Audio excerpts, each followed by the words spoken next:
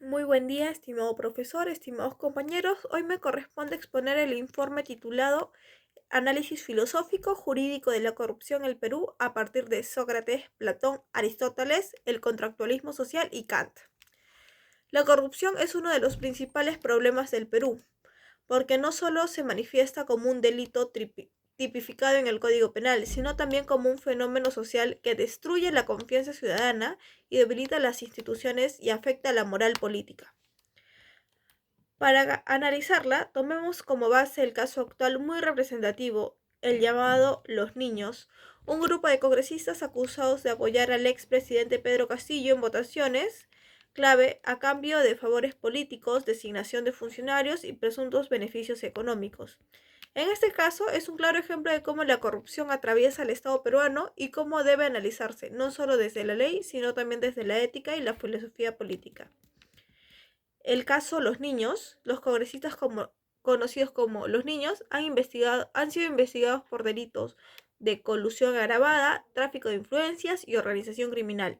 Según la Fiscalía, utilizaron su cargo para interceder en procesos de contratación pública, direccionando obras a empresas a cambio de beneficios. Más allá del aspecto penal, este caso evidencia un grave daño a la legitimidad del Congreso y la confianza ciudadana, que percibe al Parlamento como un espacio de negociación privada en lugar de representación popular. Sócrates nos dice que en la Apología y el Critón, Sócrates defendía la obediencia de la ley incluso cuando ésta parecía injusta, porque quebrantarla destruye la cohesión de las polis. Esto aplicado al Perú, la corrupción vacía el contenido de las leyes, pues son usadas para fines privados.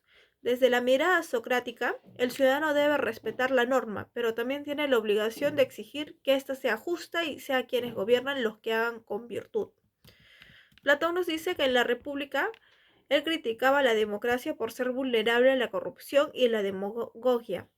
Para él, los gobernantes deben guiarse por la justicia y el bien común, no por ambiciones personales. En el Perú, muchos congresistas han caído en el populismo y la búsqueda de beneficios propios. Frente a ello, Platón nos recuerda la necesidad de líderes formados éticamente como su ideal de gobernantes filósofos. Aunque no tengamos filósofos en el poder, sí podemos exigir la meritocracia y la preparación para quienes van a ocupar los cargos públicos.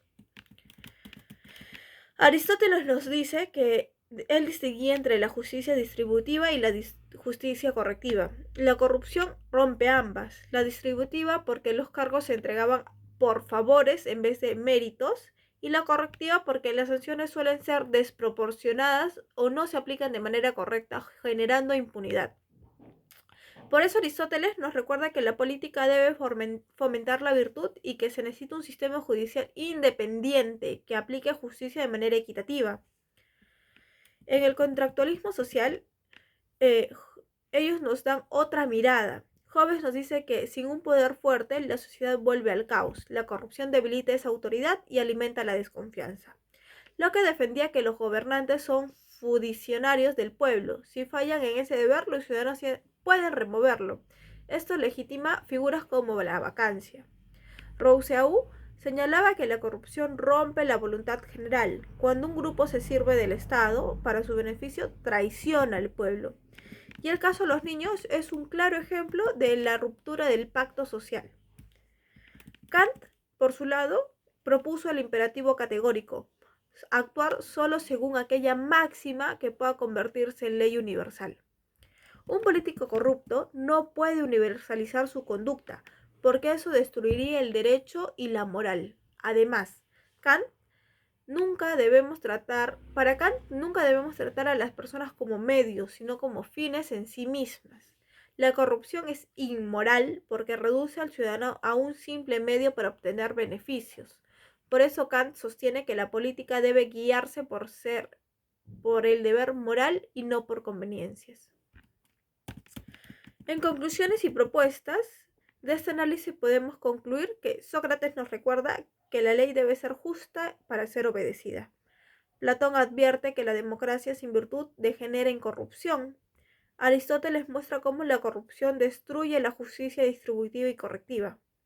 Hobbes, Locke y Rousseau nos enseñan que la corrupción es una ruptura del pacto social Y Kant nos deja el claro ejemplo que la corrupción es intrínsecamente inmoral, porque va contra el poder y el deber universal.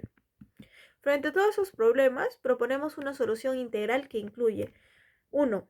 Una reforma educativa ética desde las escuelas y universidades. 2. El fortalecimiento de instituciones como la Contraloría y el Poder Judicial. 3. Reformas legislativas, reducción de inmunidad parlamentaria, sanciones más severas y la figura de muerte civil para todos los corruptos. Implementación de un código de ética parlamentaria vinculante.